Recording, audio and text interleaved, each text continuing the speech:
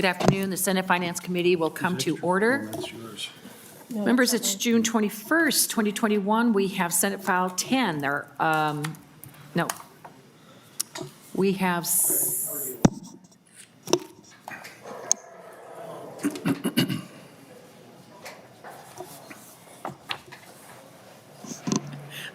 thank you, members. We have Senate File 10, the Omnibus Transportation Bill, not the housing bill.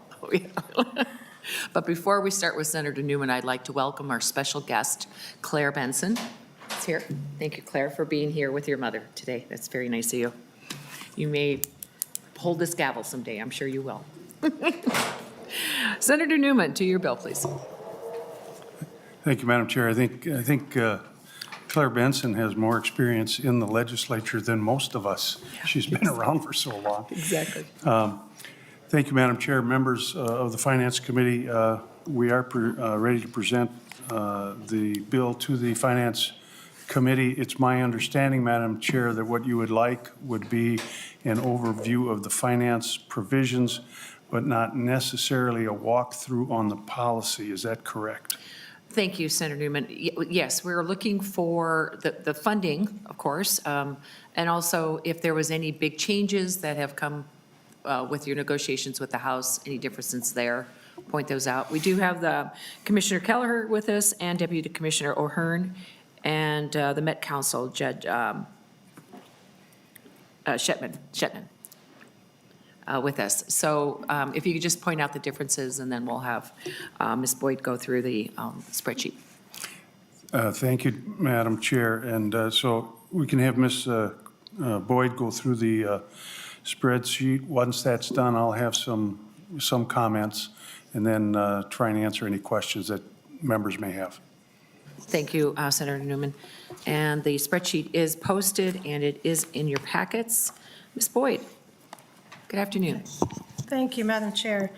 It's good to see everyone in person, actually. And I'm going to be going through the spreadsheet, and just to make sure that we have the same one, it should be dated 6/19, 3:23 p.m. I believe that's the one you have? Yes, it is. Okay.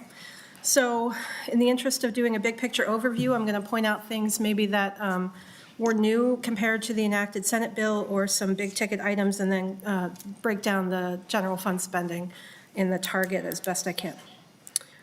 Okay, so starting on line 17, we're starting with the Department of Transportation. And just to orient you, I'll be referring to things in the last 6-7 columns under the DE agreement. So on line 17, this is general fund spending for airport runway project in Carlstadt. This is $5.6 million one time. That was not in the enacted, oh, actually it was in the enacted Senate bill. I'm sorry, it was in a different place in the enacted Senate bill. Now it's under aeronautics. And then down under transit in MnDOT, there are a number of items, including active transportation on line 46. That is one-time funding that was not in the Senate bill as it left the Senate. That's $5 million one time from general fund. And then, I'm sorry to skip around, but I'm going to go back up to aeronautics very briefly. What we'll see peppered throughout this spreadsheet is something that was in the Senate bill but is in the agreement to a lesser degree, and that is some replacement of trunk highway funding in the base in different parts with general fund spending out of our target instead, and freeing up that trunk highway funding for other purposes. So you'll see it in aeronautics on lines 20 and 29, replacing part of that. That replaces their base trunk highway with general fund base now. And then also in transit on lines 47 and 48, there's another item there. Also in transit, there's a $300,000 appropriation. It's a grant to the I-494 Corridor Management Organization under transit. On line 58, there's a one-time appropriation of $5 million that was not in the Senate bill for safe routes to school in 22. And that's from the general fund. On line 66 on the next page is the $10 million one-time appropriation that was not in the Senate bill for a second Amtrak daily train to Chicago, and that's a one-time appropriation. And then under MnDOT freight appropriations on line 78, is additional general fund money to fund 2 additional rail safety inspectors. Right now, there are several inspectors that are funded through assessments on the railroads. These would be 2 additional only funded through the general fund ongoing. And then on line 81 is an appropriation. It's a transfer from the general fund to the Rail Service Improvement Fund to fund loans and grants through MnDOT for rail service projects. And this was in the Senate bill, but at a different amount, a slightly higher amount. Down under state roads, there is one-time appropriations on line 106 from the Trunk Highway Fund, and this is totaling $4.26 million over the biennium for de-icing chemicals and storage equipment and application equipment to reduce the use of road salt. And that was not in the Senate bill. On page 3, on line 122, I'll also mention very briefly that the Senate agreed to a number of operating adjustments that were on the House side, and those are peppered throughout, and I'm not calling them out specifically, but those are both in Trunk Highway and General Fund. On line 122, this was also in the Senate bill, but it was at $95,000. This is $500,000, up to $500,000 one time for MnDOT District 1 Highway Corridor Planning. I believe this is on US Highway 169. And then skipping down to state road construction on line 148. These are one-time, there's a one-time big increase in fiscal year 22 of $207,643, and then it goes to an increase of $50 million over base. I said 207,000, I meant 207 million. 50 million over base starting in 23 and ongoing. There were increases in the Senate bill, but these are larger, and that's from the Trunk Highway Fund. And then down on line 162, these are debt service increases over base. There was none in the Senate bill because the Senate did not have any Trunk Highway bond authorizations.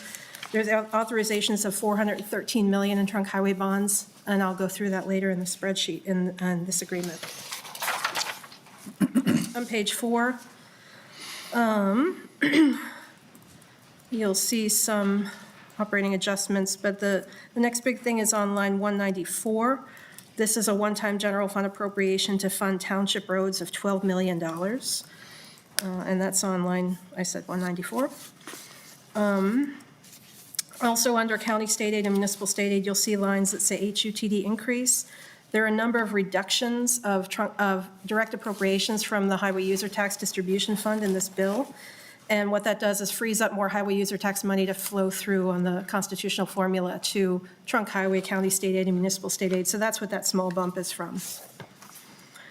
On the next page, on page 5, you'll see under local roads on lines 213 through 215, I believe.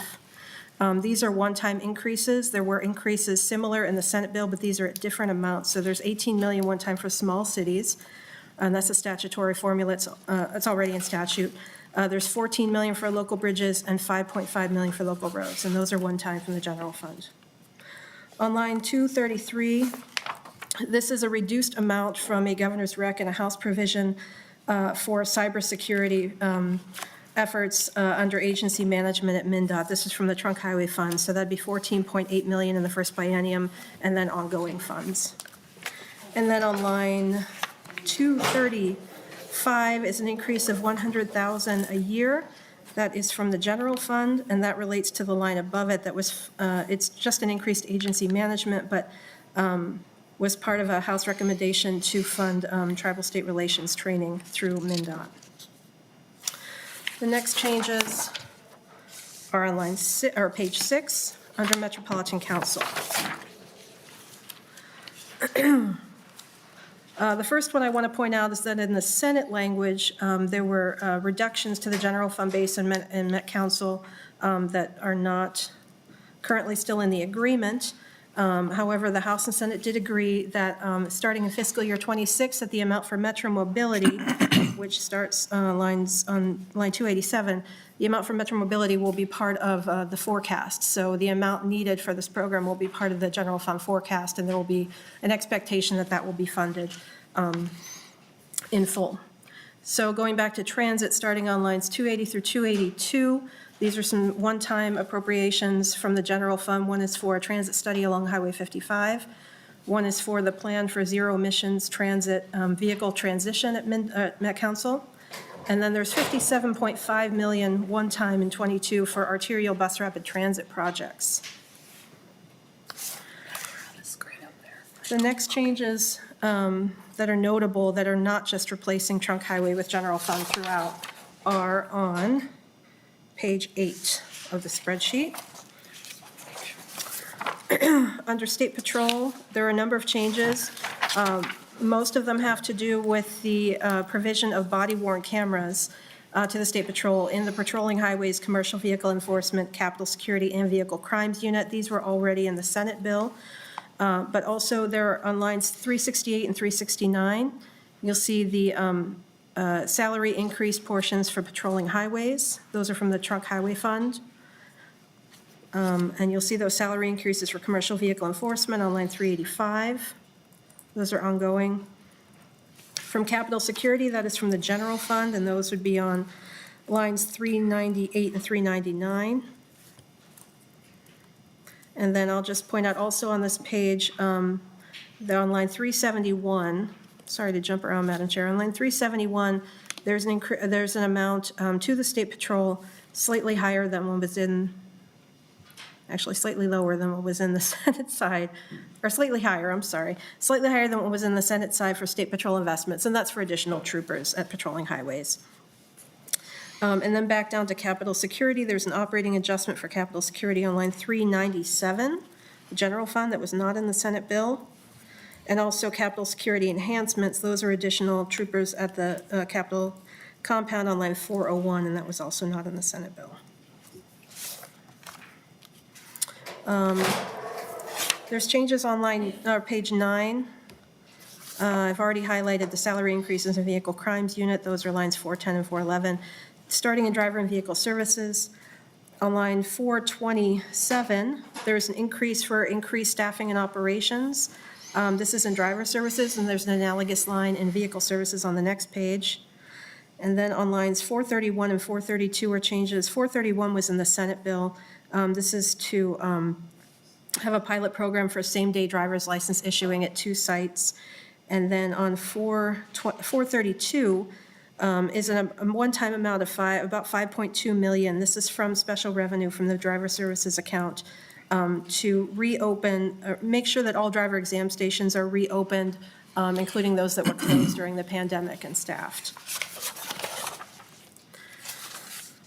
Page 10 in Vehicle Services, on lines 446 and 447, Vehicle Services has long received a base appropriation from the Highway User Tax Distribution Fund to fund procurement of license plates. In this bill, plate fees are actually increased to eliminate the HUTDF appropriation and actually fund that out of the Vehicle Services operating account. So those plate fees will flow into the account and be appropriated out. It's at a slightly lower amount in '22 just because the effective date isn't until August on that. So needed to still give them a bump from the HUTDF. And then on lines 455 and 456, 455 was in the Senate bill. This is for funding some self-service vehicle registration renewal kiosks. And then 450, that's for programming costs for those. And then on 456, this is new. This was discussed during negotiations of doing an independent review of the new MnDrive system and the staffing and operations of the department to see how that's all going. And this is a one-time appropriation for expenses for that of $200,000. And that's from special revenue as well. Down under traffic safety on line 479, this is an amount for school bus stop arm camera grants to school districts and school bus companies. This was in the Senate bill. This is a lower number of almost 15 million one time over 2 years. And then on line 492, that was a House provision accepted in the agreement of 1 million one time for hazardous substances transportation incident preparedness to fund some training around oil discharge, hazardous substance discharge incidents from trains, et cetera. On page 11, in the Senate bill, there were a number of named projects, both from Trunk Highway and General Fund. These are road and some other projects, including the Carlstadt Airport runway, which was mentioned earlier in the agreement. Instead of naming these, there is now a one appropriation on line 503 totaling the sum of some of these projects. And I believe you were provided a letter that was negotiated between the parties and MnDOT between the House and Senate parties and MnDOT. On line 503, which is the total of 30.93 one-time in general fund for these projects.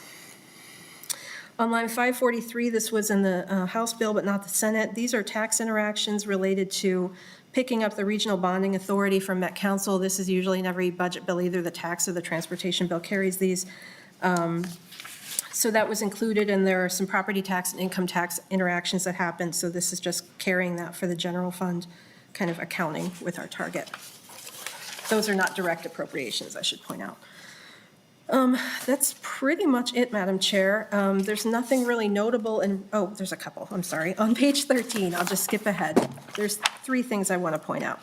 On lines 605 and 606, this was in the House bill and not the Senate. This has to do with changes to driver's license suspension authority, and this would be those fee changes on reinstatement for failure to appear and et cetera. And this is just a reduction in revenue because of those changes, both to the general fund and to the special revenue driver services account. And then on lines 614 and 615, these are 2 $5 million transfers over 21 and 22 between DVS accounts. Vehicle services is in slightly better financial shape than driver services, and this is just to sort of balance those two out. They're both fee-based operating accounts. So these are 2 transfers that were in the House bill and were picked up. And that is it. I'll jump to the bottom of page 14. On the very last line, 681 of page 14, you'll see the net general fund spending over base is $220,408,000 in 22 and 23. Our target went through some changes, both at the end of session and through negotiations. The effective target, including the salary increases for law enforcement, was $220,426,000. So we actually came in $18,000 under target. And that's only because an effective date changed on a DVS proposal right at the very last minute. So we lost less revenue on a provision. And then the target in the second biennium is $24,660,000, and we met that target in our agreement. And then on page 15, there's just a small box showing the breakdown of the trunk highway bond authorizations. There's $213 million in fiscal year 22 for state road construction and for some named priorities, which were also in the letter provided by MnDOT. And then in 24 and 25, there's $100 million each year for the Corridors of Commerce program. Thank you, Ms. Boyd. Maybe we'll hold questions until after Senator Newman. Would you like to make some comments? Thank you, Madam Chair. There's 4 areas that I want to touch on, and I'm going to try and be respectful of your time and move as quickly as possible, but I think it's important for the committee to understand these 4 areas in order to put the finances of this bill in perspective for you to help you understand. The first area that I want to talk to you about is the interaction between DPS and the deputy registrars when it comes to the new computerized system, the MnDrive. This is a leftover from that unfortunate situation we went through a couple of years ago involving MnLARS. And after adopting MnDrive, both DPS has requested additional appropriations and additional FTEs, while at the same time, the DRs have requested additional fees because they say they are now doing more work than they did under the old system. And so in order to resolve this, I think the legislature needs some guidance and some advice. So we put together a task force that is going to study this issue. Now, this was in neither the House nor the Senate version, so this came as a result of discussions.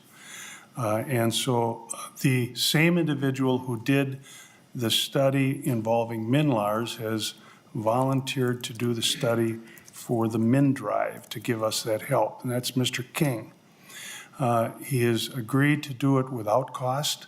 The appropriation you see of $200,000 is a one-time appropriation to help cover his anticipated out-of-pocket expenses. And so I think that that particular study, and you're going to see 3 studies that I think are really important in this bill. This is the first of those studies. And I sincerely believe that we need that information and that advice so that the legislature can address the needs of DVS under the new MnDrive system, while at the same time recognizing the needs of the deputy registrars. And so this has been an ongoing issue, and that's how we resolved it. The second thing I wanted to visit with you about is called project selection. That involves MnDOT. This is an ongoing, kind of a continual struggle as to how projects are to be addressed. MnDOT, of course, wants to be able to determine what projects are selected, while at the same time the legislature, I think, is involved or interested in both transparency as to what MnDOT is doing with our money, and also to have some kind of meaningful input as to what projects are selected. And that, I contend, is true because we continually, as legislators, hear from communities with their various highway groups that are pushing their ideas forward. We also hear from our constituents. Will you get this road done or that road done? So there's an interplay here between the legislature and MnDOT that I think has to be addressed. So what you will see throughout this spreadsheet is a number of projects that MnDOT has agreed to address in the upcoming bienniums, that's plural. But I think that we really did make some progress on identifying some of those projects that we need to have done. All of the projects listed in the bill, either by identification in the bill or by letter given to us by MnDOT, are all bills that were submitted by legislators, presumably as a result of requests from their constituents. And all of those projects then are identified in the letter that MnDOT has provided to us. And so, you know, I think that we have made some progress on that issue within this bill. And I truly believe that it's needed progress. And if you have specific questions as to these projects, we'll be very happy to try and answer any questions that you might have. The third area that I wanted to briefly discuss with you is what I have called euphemistically leakage out of the Trunk Highway Fund. It's really not a very articulate term, I will have to grant you. But perhaps a better way to phrase it would be, as the Attorney General in the report that comes out every other year, impermissible spending out of the Trunk Highway Fund. I believe that this is a significant problem to the tune of something between $100 and $200 million a year that is being spent out of the Trunk Highway Fund for things other than a highway purpose. And I know that you are aware of the language in the Constitution that says the money in HUTDF and the Trunk Highway Fund has to be spent for a highway purpose. And over the years, I think that we've kind of gotten away from that a little bit, perhaps because those funds are so large. There's billions of dollars in these funds. Well, at the same time, we see leakage coming out or impermissible spending coming out in the millions or tens of millions of dollars. And while that's a lot of money, in the context of HUTDF, it really isn't. So we really tried very hard to address that issue. And so you will find in the spreadsheet a number of transfers from the Trunk Highway Fund to the general fund for purposes of paying for some of the things that we agree are impermissible spending out of the Trunk Highway Fund. And so when you look at that spreadsheet, that's what you are looking at, is that transfer, so that we're not spending those monies, and it's a total of $8 million. And it's $8 million because that's all the general fund money that we had that was available to address the leakage, which is a very small percentage, very small amount, but it is a start, and I think it's a very important start. We went on then to identify a number of areas that we should, as a legislature, look at to determine whether or not spending out of the Trunk Highway Fund is appropriate. And we've put together a task force to do that. This is the second of the 3 task forces that I think are really important for purposes of this bill. And so this task force is going to look at all of the spending on the basis of the highway expenditure report that MnDOT puts out. Then the Attorney General looks at that expenditure report and gives us another report on this issue. And our task force is then going to review that, review all of the expenditures that are coming out of the Trunk Highway Fund, and give the legislature and MnDOT some guidance. Well, it's not just MnDOT, it's other agencies as well. Give us guidance as to what is and what is not a permissible spending out of that Trunk Highway Fund. And unfortunately, the term a highway purpose is really pretty broad.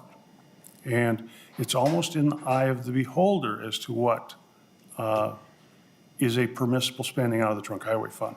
So I'm looking forward to having that task force do its job, give us a recommendation. I would ask that you remember this, that for every dollar spent out of the Trunk Highway Fund for an impermissible purpose is a dollar that is not utilized for the purposes of addressing our constituents' needs. And that's why it's in here. The last issue that I wanted to talk to you about is transit. Transit plays a big part in this bill. In point of fact, we have appropriated, I think it was $57 million for BRTs, bus rapid transit. Transit is very important. It's important outstate Minnesota, but it's important within the metro area. And there's this constant struggle as to what kind of transit should we have. I personally am very much opposed to light rail, only because of the cost involved. I really question the cost-benefit analysis on this. However, ABRTs, arterial bus rapid transits, express buses, that's probably a very good idea because it isn't in a fixed guideway. It can be moved, and buses are a lot cheaper than trains. So in this bill, we have funded bus rapid transit significantly, and I think that's a very, very good idea. But there's also this issue out there, and I think in terms of post-COVID transit. What is the world going to look like after this pandemic is over? And it's almost over. But I think that there is going to be a real shift in how businesses transact their business. I think there's going to be a huge shift in the buying practices of people in general. I think there's going to be a big shift in our entertainment, et cetera. All because this COVID thing hit us at a time when technology sort of caught up and people suddenly realized they can shop online now, whereas they used to get on transit and go downtown and go shopping. I think businesses have realized we're going to save a ton of money if we don't have these bricks and mortar buildings sitting downtown or in the suburbs or in the country. And maybe we aren't going to need the kind of transit in the 21st century that we thought we were going to need in the 20th century. So the third task force, and this is new, this is something that came up during discussions. We're going to put a task force together and have a study done to give the legislature some input, something in a crystal ball as to what we should be thinking about in terms of transit in the future. We're going to have them look at bus rapid transit. We're going to have them look at light rail. We have to have them look at the North Star, which is just hemorrhaging money at this point. And so I think we need advice as to what to do in the future when it comes to transit. And it is our hope that the task force that we are putting forward is going to give us some of those answers. Those are sort of the four big issues, Madam Chair and members, that I wanted to just briefly mention to you. And we'll try and answer any questions that you may have on the balance of the bill. Thank you, Senator Newman. I do have some questions, but before we do that, we probably should move the A21 delete everything amendment. Senator Ingebrigtsen. Madam Chair, I move the A21-0228 amendment to Senate File Number 10. Thank you, Senator Ingebrigtsen. On that motion, members, audio on, video on, please. All those in favor say aye. Aye. Aye. All those opposed, nay. Motion prevails. The amendment is adopted. Senator Newman, you are making head, you are addressing this leakage issue, and you said there was 8 million that you have been able to replace with general fund in the spreadsheet. Is that correct? That is correct, Madam Chair, and specifically as to the 8 million, that's what we had in general fund dollars that we had available in tails, because anything that we spend to correct this impermissible spending issue, we have to have money for it in the future. And so you will find a list in the bill of the various items that we have identified and now are going to pay for out of the general fund instead of the trunk highway fund. And it's $8 million because that's where when we ran out of money in the tails. And this was supported by the House, but it was somewhat of an effort to get the department to acknowledge this. Is that correct? That's correct. This is a negotiated part of the bill and the settlement, and it is agreed to by the House. And I am fairly certain that MnDOT was also involved in the negotiations, so they're very aware of and familiar with what is contained in this portion of the bill.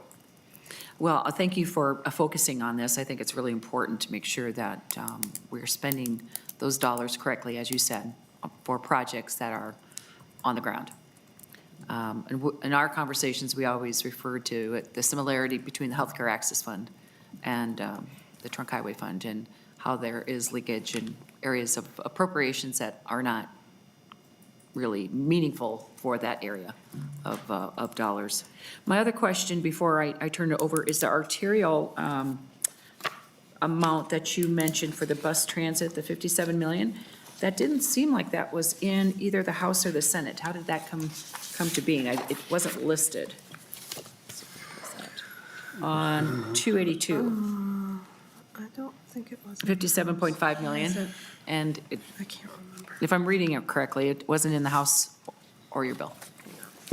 That came up again, Madam Chair. It's part of the negotiations that was discussed, and it was in the negotiations the House's position that they wanted to fund BRT as opposed to, say, light rail, which I was very much opposed to. And so the BRTs was in effect a compromise language. Yeah. Okay, excellent. Okay. I also had a tax increase that was funding some of those projects, and they took that out and just did that.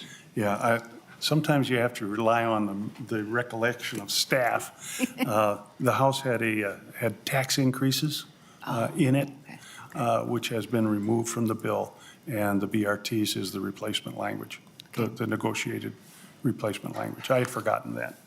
Excellent, okay. And Ms. Nagel, you're here to answer any questions, anything, fill in the blanks? But it looks like you've done a really good job of explaining the bill, Senator Newman, and your priorities and the House's priorities. Any questions for Ms. Boyd or Senator Newman or Ms. Nagel? Senator Ingebrigtsen. Thank you, Madam Chair, and thank you, Senator Newman. This could have been offline, but I guess I'm inquiring as to, when you talked about funding for body cameras for the State Patrol, is this going to appropriate enough money for body cameras in all State Patrol, state troopers? Senator Newman. Madam Chair, Senator Engelbrechtson, I think the best way for me to answer that question is that the State Patrol and Capitol Security received in this bill full funding for everything that they asked for. So I don't remember if they are getting body cameras for the entire State Patrol. I believe they are, but I can tell you that the State Patrol received funding in this bill for everything they wanted. The State Trooper Academy, the pay raises, the body cameras, the extra, I think they wanted like 44 more troopers, they got that. So everything that they asked for, they have received, Senator Engelbrechtson. Thank you. Thank you, Senator. And I know we have the Deputy Commissioner O'Hearn here, but also Mr. Nauman, if you'd like to fill in the blanks. So, Madam Chair, to Senator Engelbrechtson's question, the conservation officer body cameras will be, bless you, will be dealt with in the Judiciary and Public Safety Bill. With that, we do have Commissioner Keller with us. Good afternoon, Commissioner. Well, thank you, Madam Chair, and I want to thank Senator Newman and his staff for all the work that they have done on this bill with the House, and we did have input through the portal of the House, I guess I would say, to be able to make sure that the number of items in the letter that I've outlined can be delivered by the Department of Transportation.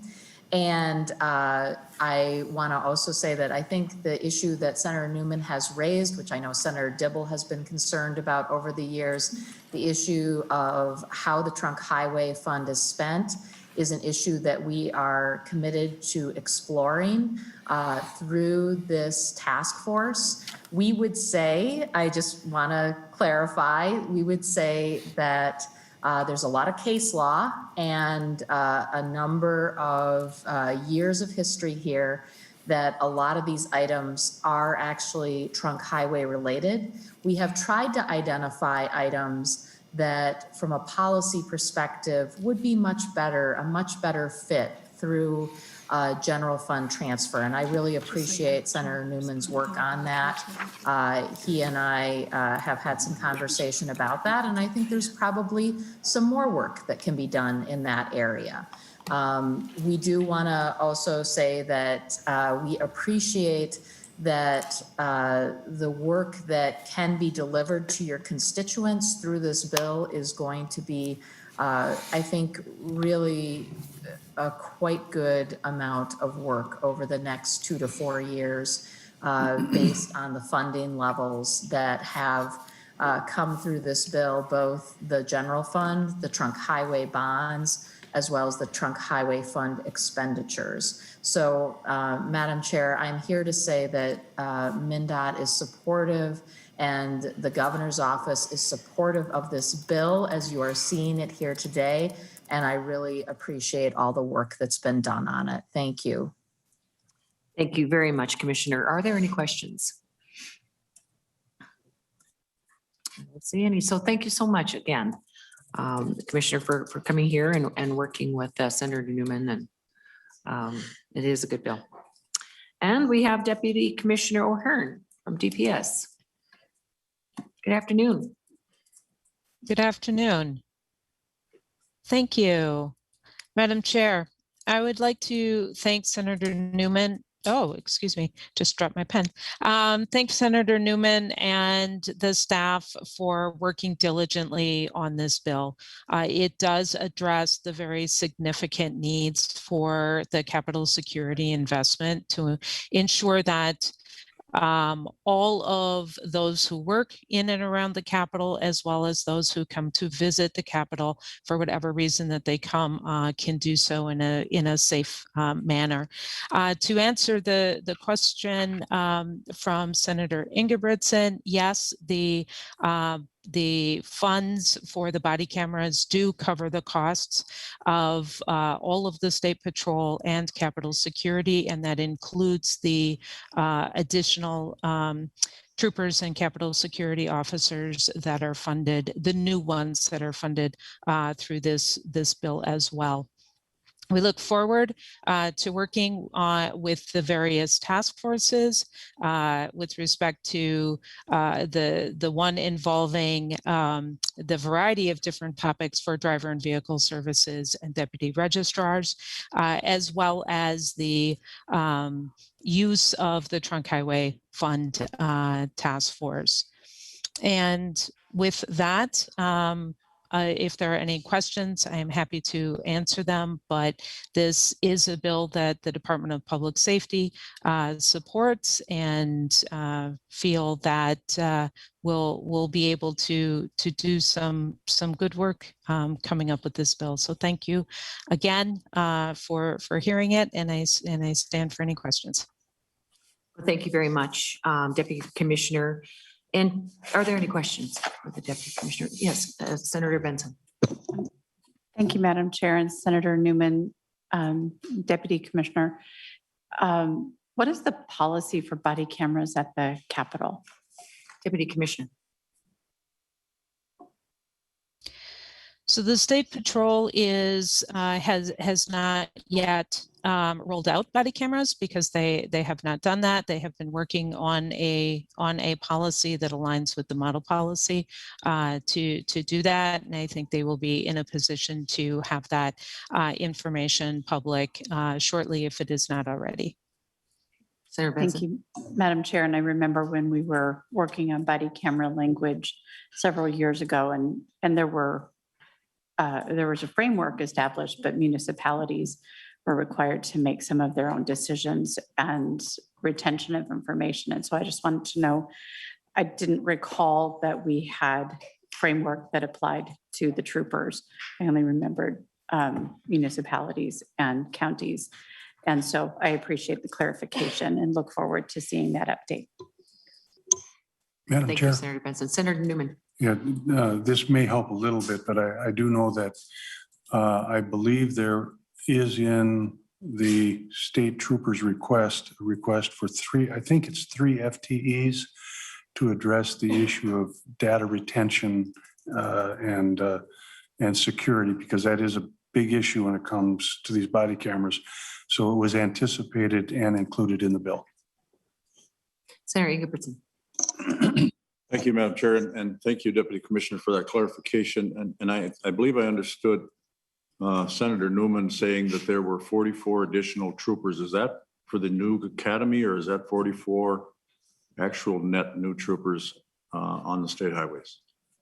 Senator Newman or Ms. Boyd?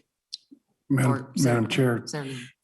it's my understanding that it's 44 new troopers for the highways. But I would want to double check that. It was a total request of 44 new troopers, and some are going to be assigned to the Capitol. I just can't remember the exact number. Ms. Stengel, do you remember? Commissioner, Deputy Commissioner O'Hearn, do you have an answer for that? I think, Madam Chair, I was just told 42 new troopers and 32. We were told 34 for the Capitol. 34 for the Capitol. But that might have changed. So, thank you, Senator Madam Chair. Ingebrigtsen. So that's 44 new to the complement that they already have of 500 and some troopers. Thank you. Very good.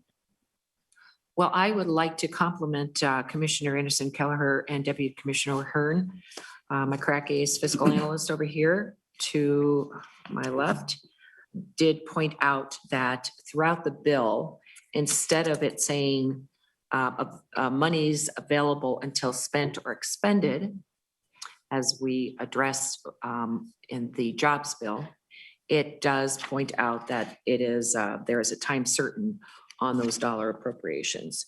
And that is and should be very important to this committee, that we have dates certain of when those dollars should be spent. So thank you very much to both of you for making sure that happens. Any further comments? Oh, I'm sorry, we have one more guest, and that is our Met Council, Judge Shetnam, please.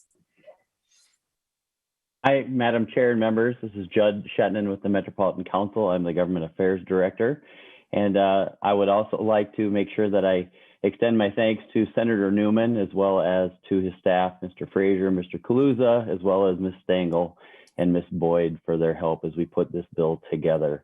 The Met Council, or the Metropolitan Council, does support the passage of this bill. I think one of the biggest achievements that was made in this bill was the forecasting of metro mobility beginning in fiscal year 26. Metro mobility, as folks may recall, is a persons with disability ADA type service that is growing very rapidly and has a very expensive cost to this. And for us to be able to manage this now through the state's forecasting the future budgets is a major win for us. I would also like to thank the members for their support of the arterial BRT investment and also the inclusion of our transit bonding that we receive every couple of years. That always hangs in the balance, but it was able to be agreed to in this final agreement. So I appreciate that as well. And I'm happy to answer any other questions. I know the committee has other work to be done here, but again, I just wanted to thank the staff and Senator Newman for their work on this bill.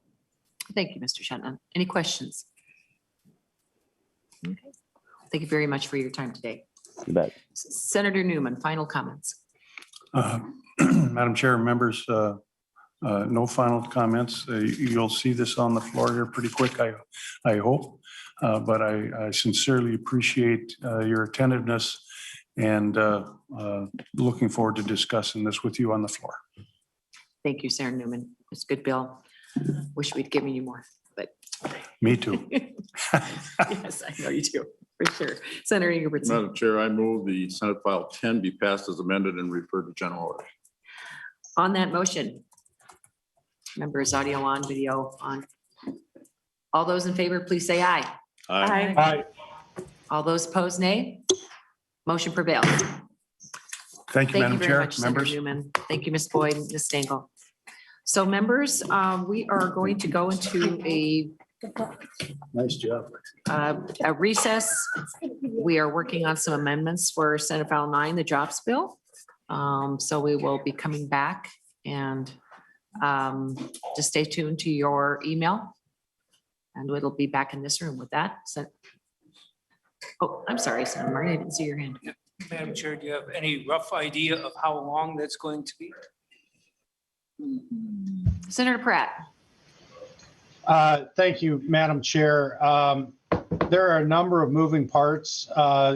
Senator Marty, there's some sections that are moving out of the bill into other bills, and we're working with nonpartisan counsel to get the language right, because there have been some additional tweaks along the way. So I would hope within a couple hours, but that's just my best guess. Sorry, So, Senator Madam- Marty. So Madam Chair, it's 1:45 now. We might be expecting 4 o'clock. I would hope to think by 4 o'clock, yes. So stay tuned. With that, the Senate Finance Committee is in recess.